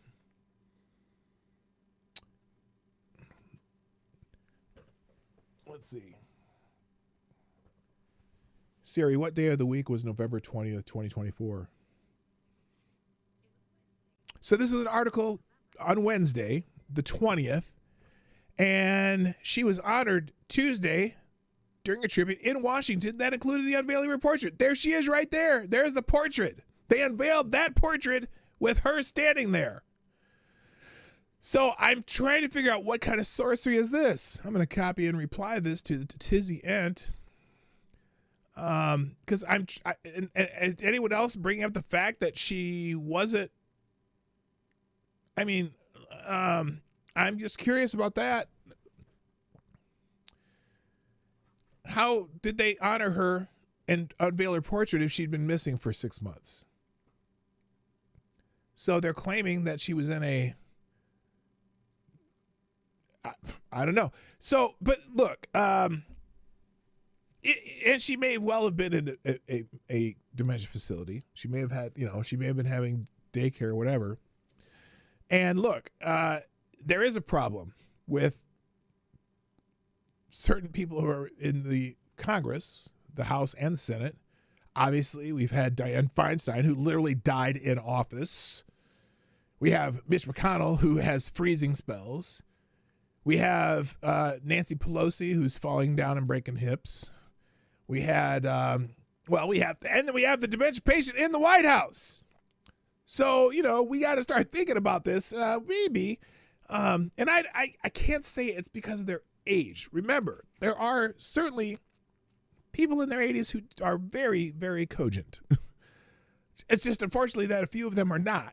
And so I don't believe in age limits, but I certainly think that people should consider that possibility when they're voting or when they're running for office or whatever.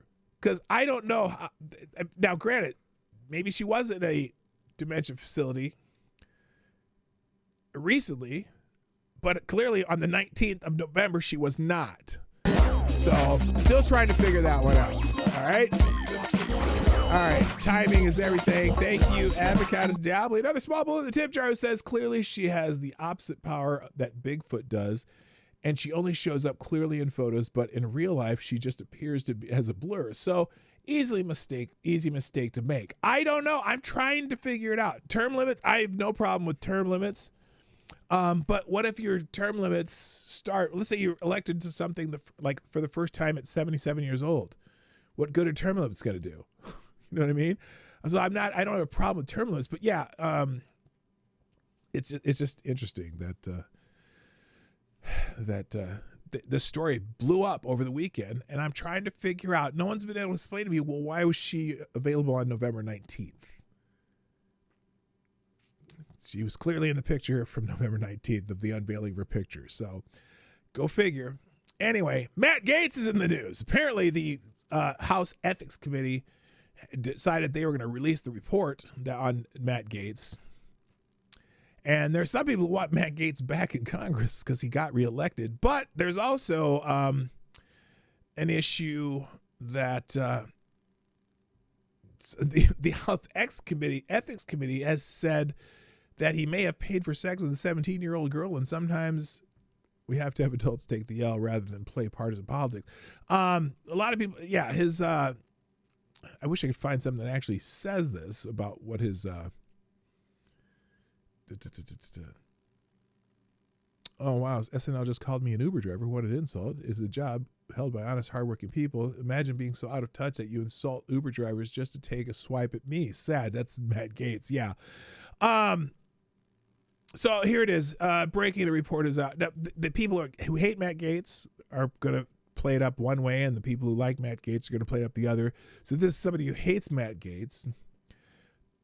Breaking, the report is out. There is substantial evidence that Representative Gaetz violated House rules and other standards of conduct prohibiting prostitution, statutory rape, illicit drug use, impermissible gifts, and special favors and privileges, and obstruction of Congress. Now, remember, a lot of Republicans don't like Matt Gaetz either. Why? Because he put together that whole Speaker of the House battle with McCarthy, and he held up some shit on his own somehow.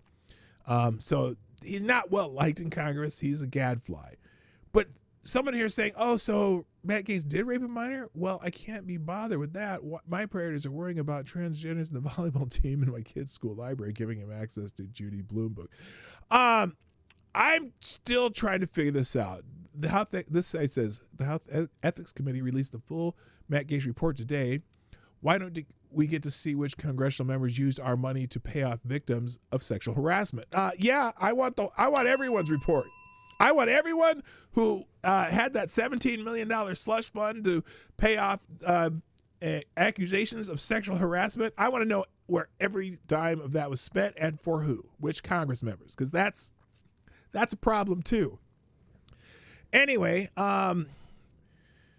somebody said House Ethics Committee report on Gaetz is released. We already knew about the allegations. All this energy with no indictment tells me everything. I want to see a report on every congressman and congresswoman. Yeah, so here's how CBS Morning News reported it.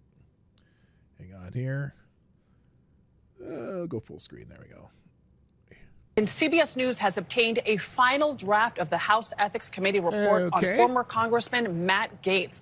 The bipartisan committee, led by Republicans, includes some allegations. Scott McFarland has the latest. Scott, good morning. Again, notice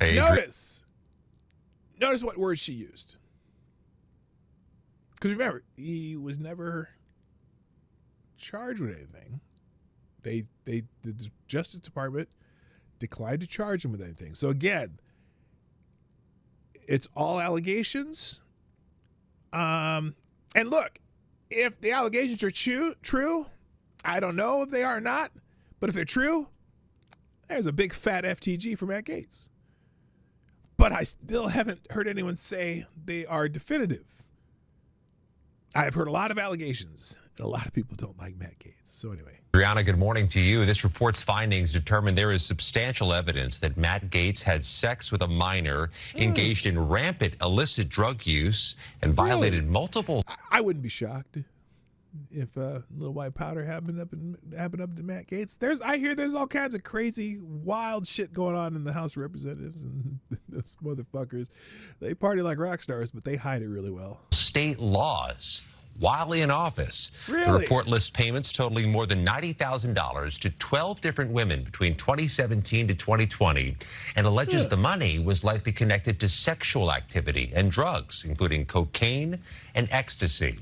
The committee also obtained testimony that alleges Gaetz had sex twice with a 17-year-old girl. The victim told the committee she recalled receiving $400 in cash from Gaetz, which she understood to be payment for sex. Gaetz is also accused of creating a fake email from his Capitol Hill office for the purpose of purchasing marijuana and referred to drugs as party favors, rolls, and vitamins. The report did not uncover sufficient evidence of violations of federal sex trafficking laws, and Gaetz has denied any improper conduct, writing last week that his behavior in his 30s may have been embarrassing, though not criminal. The former congressman refused to sit for sworn testimony, only submitting written answers to some of the committee's questions. The committee also alleged he knowingly and willfully sought to impede and obstruct the investigation. The House Ethics Committee had initially voted to keep the... In a legal or illegal manner, because if it's an illegal manner, charge him. You know what I mean? Report under wraps after Gaetz resigned from Congress in November and withdrew as Trump's picks to be Attorney General. But they reversed that decision in a vote earlier this month. So you know what I would do if I was Matt Gaetz? And again, if any of that shit's true, fuck Matt Gaetz, but I don't care. But I think Matt Gaetz should just take his remaining seat in Congress because they haven't charged him. They haven't charged him with anything. That'd be interesting. I'm just saying, it'd be interesting to see, and then let his constituents vote him out the next time. But they've reelected him. Now it's interesting. Gaetz openly considers running for Rubio's Senate seat. Yeah, I don't think that's going to happen.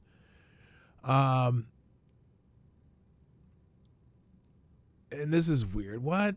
Matt Gaetz' GOP buddies are preparing to carry out his revenge plan. Well, look, I fully believe that every single person who used that slush fund to stave off any sexual improprieties, or that they've been paying off victims apparently with the $17 million slush fund,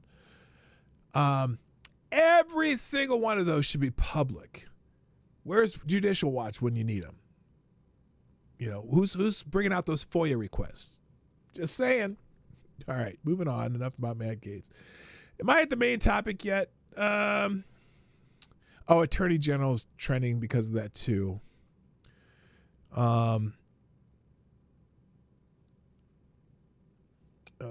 You know, the usual suspects who are going to pump this up are pumping it up. The people who are downplaying it. I don't want it to be pumped up or downplayed. I just want it. I'd like some facts, and if it's true, then fuck Matt Gaetz. If it's not true, carry on. That's all I got to say. Good morning, Patio Furniture. What's up? Mrs. Hayes is in the house. Nice to have you. All right.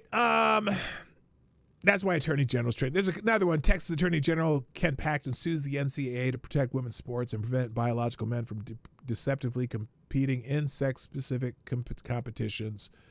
So that should be interesting. That'll blow up in the next couple days. Also, Joe Biden's trending, probably because everyone's wondering if Biden is really the president right now.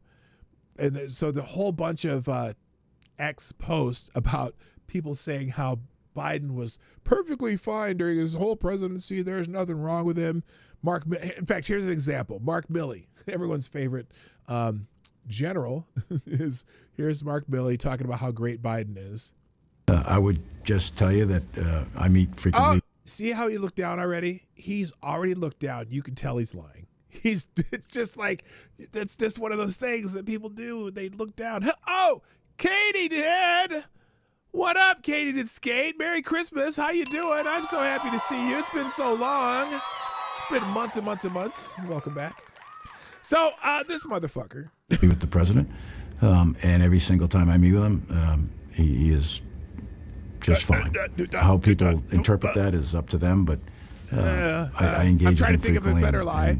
Alert. I'm trying to think of more. Sound. I keep looking down because I can't does his homework, look you in the eye when I'm lying straight to your face. The papers, reads all the read ahead. Why can't you look at her while you say it, and Mark? He's very, very engaging in issues of. Oh, sounds like Mark has a stutter problem too. Very serious matters of war and peace. Okay, so you know that's a blatant fucking lie.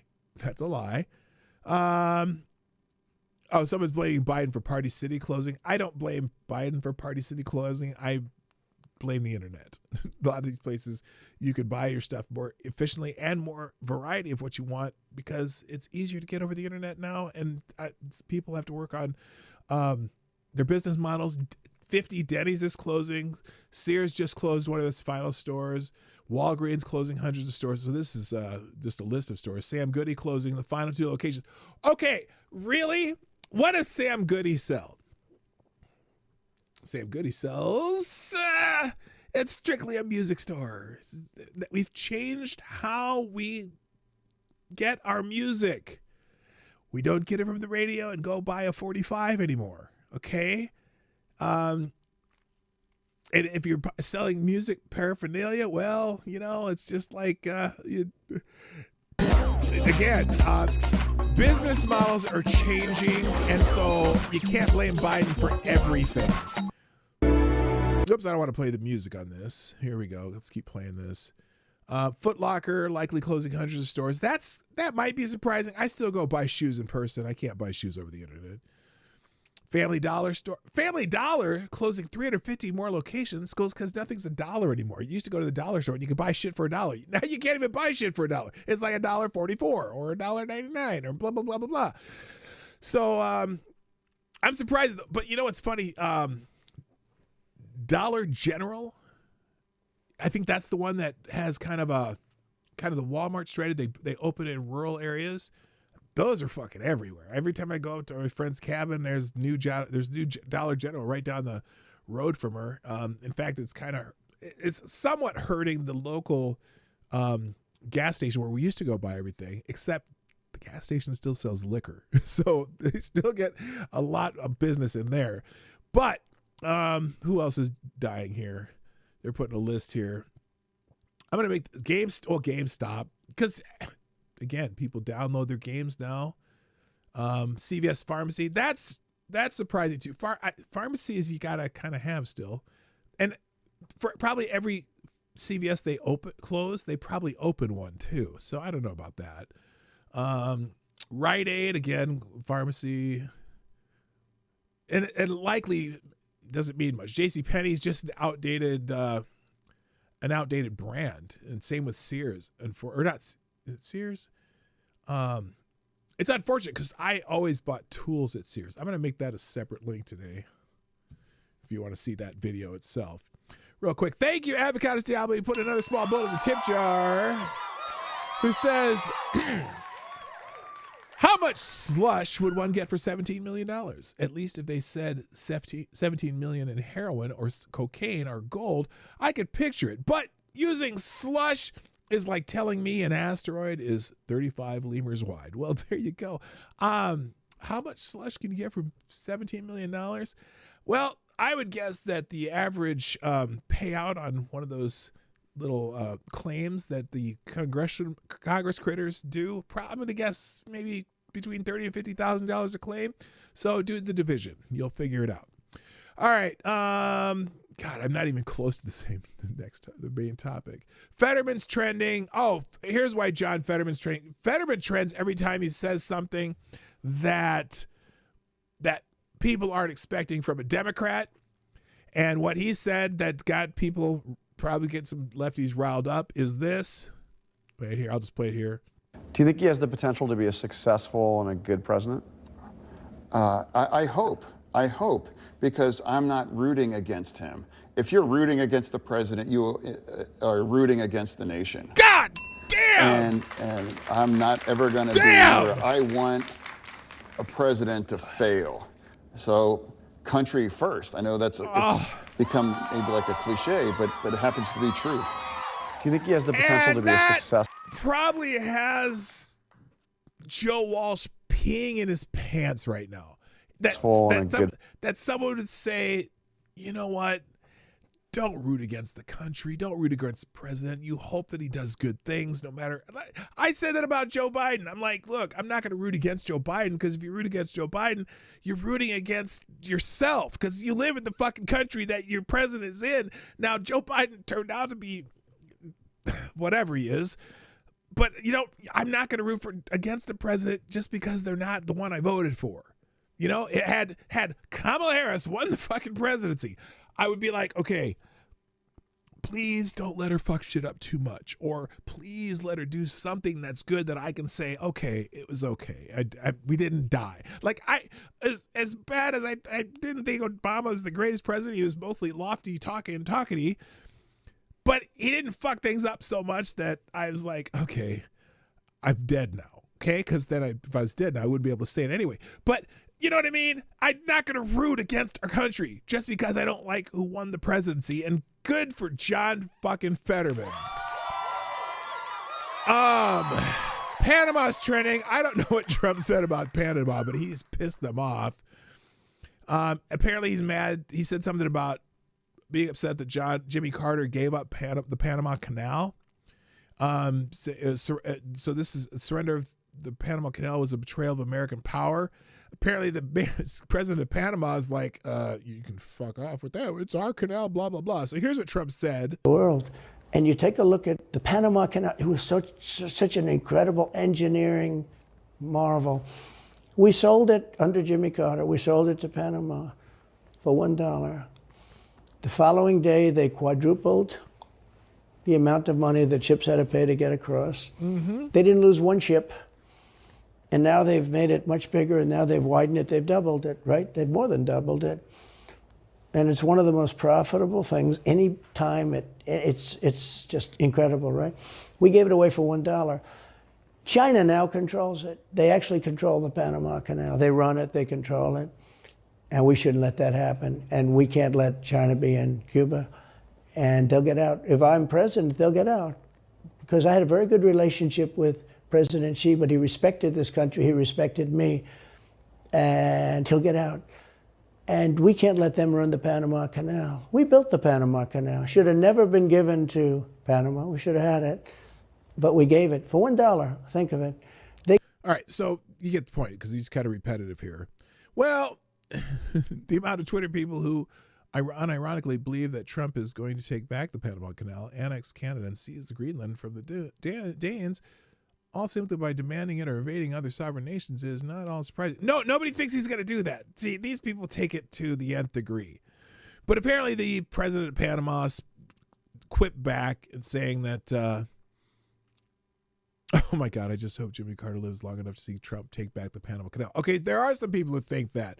We're not taking back the Panama Canal, I guarantee you. But, my God.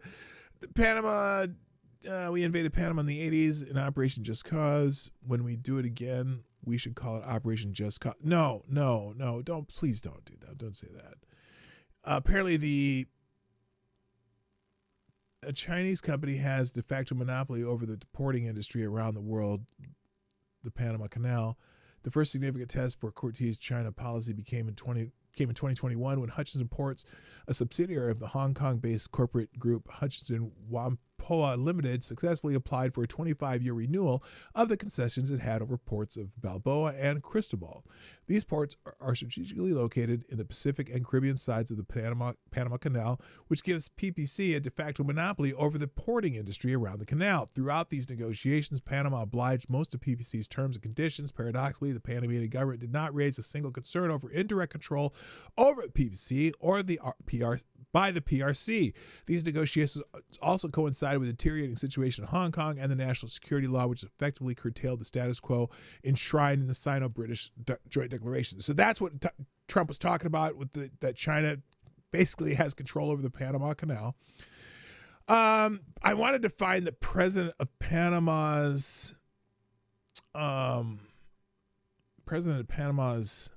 response to Trump. It's not showing up here, but yeah, I don't know that we were going to be taking over the Panama Canal. Canadians in chat, if Trump rolls over the border, would you be willing to live under his reign? Oh, snap. No, I don't want to know. I don't want to know. Don't ask that question. Not in my chat. No. All right. Anyway, that's why Panama's trending. Also, there's a transcript from the Secret Service driver of the presidential vehicle on January 6, 2021, that he says that the little dumbass witness, Cassidy Hutchinson, was lying her ass off. You lying your ass off. You can read Julie Kelly's thread there. So here was my main topic, and maybe I'll redo this afternoon. But last week when the Congress decided to scrap the 1,500-page bill, and they failed to pass the first bill with a debt limit removal or temporary, or raising the debt limit, and then they eventually passed the bill without that raising the debt limit. Okay, now all weekend Democrats were demagoguing this action by saying that Republicans were taking away money for child cancer research. Okay, that was their thing. They took child cancer research out of the bill, but they want to be able to do tax cuts for billionaires. And in fact, here is Representative Hakeem Jeffries, who basically started this theme from Democrats as they left the House chambers before they actually voted on this bill. Right. So here it is. Republicans are marching America to a painful government shutdown that will crash the economy and hurt working class America. It sounds like he memorized the script, doesn't it? He's so robotic in saying this. I'm going to start it over. To a painful government shutdown that will crash the economy and hurt working class Americans because they would rather enact massive tax cuts for their billionaire donors than fund cancer research for children. Okay, so now when you saw the name of the street this morning, it says Democrats try to exploit kids with cancer. And so all weekend, these Democrats are saying, yes, they're taking away money for cancer research. They're taking they want to give the billionaires tax cuts, so they're taking away from children with cancer. Cancer! Okay, well, something interesting happened as they were making this claim. First of all, let's talk about this bill right here. This week, Congress sent a bill to the president's desk that I can guarantee almost none of you have heard of. Now, how can I be sure? Because not a single article has been written about it in any news outlet anywhere. It's called the Supporting America's Children and Families Act. Now, I saw this thread, and I'm like, now he looked at the Washington Post. Well, I went to about a bunch of other news places about this too, and no one was talking about this. Now, as has been reported elsewhere, the Senate passed a lot of bills by unanimous consent this week before adjourning for the year. Two of these bills got a lot of news coverage: a bill transferring control of the old RFK Stadium site and a measure funding pediatric cancer research. Drop from the spending bill, cancer research, and D.C. spending measures revived by the Senate, right? Well, but a third House-passed bill sailed through the Senate too, and this one hasn't gotten any of the attention. It's called the Supporting America's Children's Family Act, and it's the first major overhaul of our federal child welfare system in more than 15 years. The bill extends funding for federal programs combating child abuse, neglect, and protecting children in the foster care system, and increases funding by $75 million annually starting in 2026. But it also does a lot more. It allows states to use these funds to give resources to families in dire economic need in order to ensure that these families can't be declared neglectful solely due to poverty, and their children can't be taken into foster care, but only because the parents short on money. By the way, this was along with the cancer bill, which I'll get to that in a second. It makes sure that federal grants for foster parents also includes the 2.5 million aunts, uncles, and grandparents, blah, blah, careship givers, who take care of kids who would otherwise go into foster care if the relatives hadn't stepped up. It expands mental health services for kids in foster care to make sure they transition out of foster care, and they will continue receiving certain services until they reach the age of 26. It also seeks to improve the relationship between incarcerated parents and their kids in foster care, reduces administrative burden for casework by 15%, yada, yada, yada. So all this stuff, right? Now, what's fascinating, this bill and the kids' cancer bill were passed in the House of Representatives back in July. These bills were sitting on the desk, well, not literally, but you know what I mean, of Senator Chuck Schumer, Democrat, in the Senate since July. And these people, well, here, I'm going to play a couple videos because this will explain it better, and then I got to get out of here. This is a great video about this because Harry Sisson, you know that little shitbag. Harry Sisson had some words about this. Let's watch this video because this guy did a good job debunking this bullshit. We have some major breaking news. Republicans just removed over $100 million in childhood cancer research funding from a government spending bill. Oh my God. Well, he's right about one thing. We do have some major breaking news. Wait, what? Is that he's lying to you. Oh, is he again. lying? Yes, seriously. In the bill to fund the government that Republicans killed yesterday, it included 7 more years of research funding authorization for the Gabriella Miller Kids First Research Act 2.0. Serious question. How do you fund a bill that hasn't passed? How do you do that? Because here's the bill he's talking about. H.R. 3391, Gabriella Miller Kids First Research Act 2.0. Do you notice right down there where it says pass the House? Yeah, this bill was actually passed by the House in 2023. Did you notice how next to where it says passes? Now, you got that wrong. It was passed in July of 2024, but that's 6 months ago. It's been, oh, wait, is it 2023? Oh, no, it is 2023. It was it was introduced in 2023. It passed in July 2024. But it's been on the books for 6 months. Chuck Schumer didn't bring it to the Senate. The Senate, it's blank. This bill's been sitting on Chuck Schumer's desk, unpassed. Not passed. Not passed yet. For a year and a half. Yourself, well, who would be against funding for childhood cancer research? Chuck Schumer. Well, that's an intriguing question. Maybe we should go take a look. Did you notice how it says the Gabriella Miller Kids First Research Act 2.0? The reason it says 2.0 is because this is the second version of the bill. Yeah, the first version of this bill was passed back in 2014. By? And the reason why it passed is because of House Republicans. They passed the bill. 300 people in the House voted in favor of this bill. But you want to see something really interesting? The bill received almost 300 votes in the House last December, yet more than 100 Democrats were voted against it. Democrats are the ones who opposed cancer. What's fascinating about this, so many Democrats and so many of these little Harry Sisson influencer type motherfuckers, and well, not as fucking wormy as that motherfucker, but all of them were touting this. Oh my God, they took cancer funding away from children. Even dare I say, the amazing Lucas made a video about it. And I posted this video because I knew about this.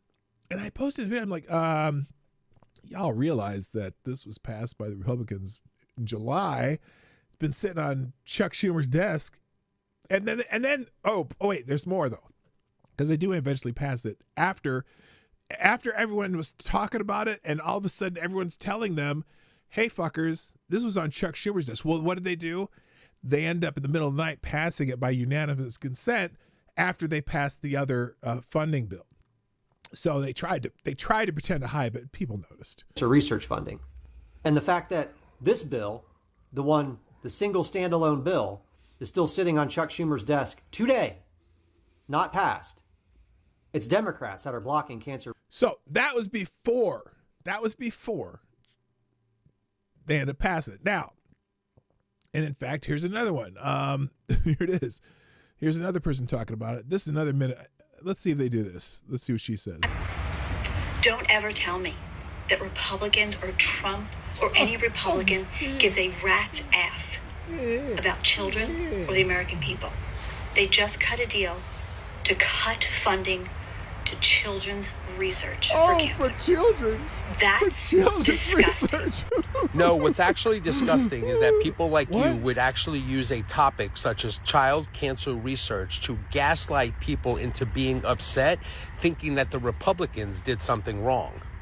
You could have done a little bit of research and found this website called congress.gov. And on that website, you would have found the standalone bill called the Gabriella Miller Kids First Research Act, which is child cancer funding. Okay, you would have also seen... You get the idea, okay? Well, let's see. Here's another one. Here's talking about Hakeem.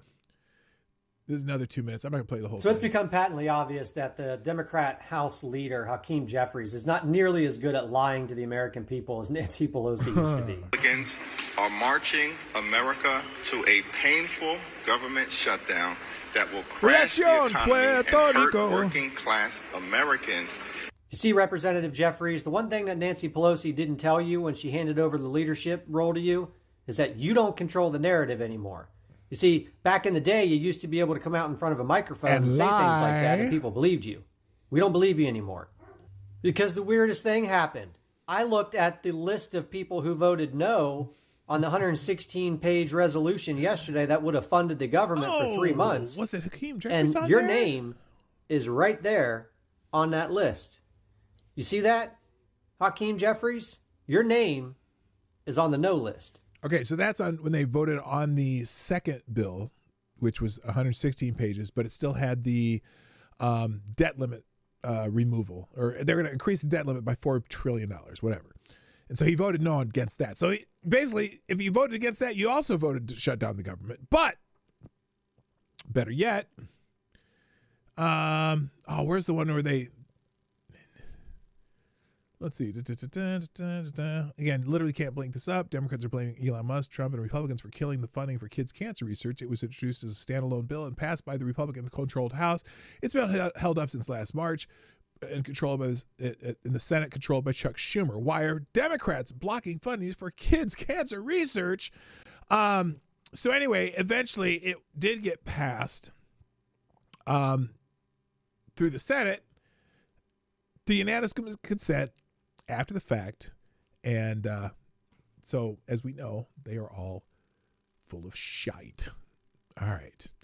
I got to call it a day, guys. I didn't realize how late I am. I'm going to put the aggregator from Ace of Spades up because there's a lot of stuff in that thing, man. I was going to pull articles out of there to go through, but there was enough to talk about without it. Plus, thank you, Gunfox, for throwing in some articles, and everyone who's in the chat and doing super chats and all that stuff. This has been a great day. So I will be here tomorrow, Christmas Eve, as normal, at same bat time, same bat channel. Let me drop these links into the chat, and I'm going to get the hell out of Dodge. I hope you had fun. I did, for sure. Thank you for joining me today on the Morning Night Live. I hope you like the new countdown. I'm going to change up the little clips there every so often, just so it's not the same shit every time. And hopefully it'll draw some more interest to the channel. Thank you. Let me get rid of this and fix this. Oh, I should probably put the, I said I was going to put the stuff in the chat, and I didn't do it. Here we go. Here are today's links. There we go. That's it. I got to go. My name's Dawg Knight. And I'm out of here. Bye-bye. Have a lovely day. Merry Christmas. Hey, this is Dawg Knight, and thank you for watching today on the Dawg Knight Channel. If you have an observation or remark you'd like to make about this video or my channel, I absolutely welcome you to write it in the comment section down below. I really look forward to hearing from you. And before you go, if you like what you saw but you're not already subscribed, please make sure you hit the subscribe button and definitely click that bell that pops up afterwards so you'll be notified when I post new videos or when we go live. I broadcast my live show, The Morning Night Live, Monday through Friday at 10 o'clock Eastern, 9 o'clock Central. A special thank you to all the supporters of this channel who share our videos on social media and who make donations through Streamlabs, YouTube, Venmo, and Cash App, which are all linked in the description down below. Thanks again, and until next time, I'm Dawg Knight, and I'm out of here.